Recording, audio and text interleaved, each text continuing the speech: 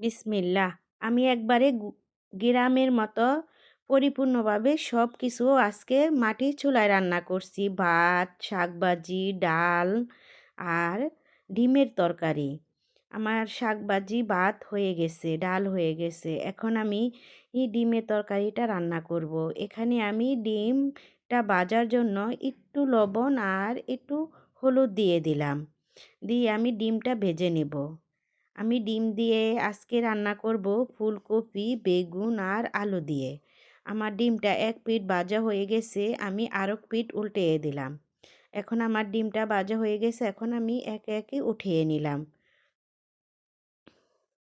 এখন আমি পেঁয়াজ আর কাঁচামরিচ দিয়ে দিলাম। কাঁচামরিচ পেঁয়াজটা দিয়ে একটু ভেজে নেব। আমার পেঁয়াজ কাঁচামরিচ একটু নরম হয়ে গেছে, এখন আমি দিয়ে দিলাম ১ চামচ আদা রসুন বাটা। আদা রসুন বাটা দিয়েও আমি একটু ভালো করে ভেজে নেব, যাতে কাঁচা গন্ধ না থাকে। এখন আমি দিয়ে দিলাম শুকনো মশলা, স্বাদ মতো লবণ, ১ চামচ হলুদের গুঁড়া, ১ চামচ মরিচের গুঁড়া, ১ চামচ জিরার গুঁড়া, ১ চামচ ধনিয়ার গুঁড়া দিয়ে আমি ভালো করে কষিয়ে নিলাম। কষানোর জন্য আমি একটু পানি দিয়ে দিলাম।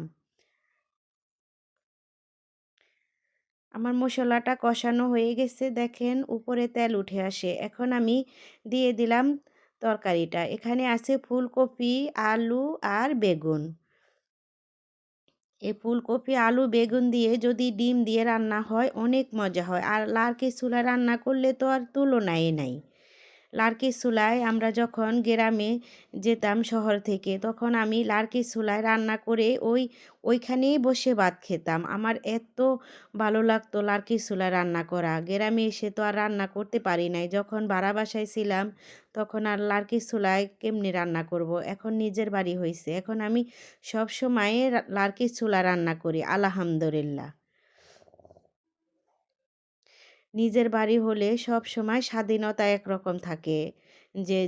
যেই রকম মন চায় সেই রকমই করা যায়। ভাড়া বাড়িতে তো আর ওইরকম করা যায় না। এখন আমি কথা বলতে, বলতে ধনিয়া পাতাটা দিয়ে দিলাম। এখন আমি দিয়ে দিলাম ডিমগুলা উপর দিয়ে।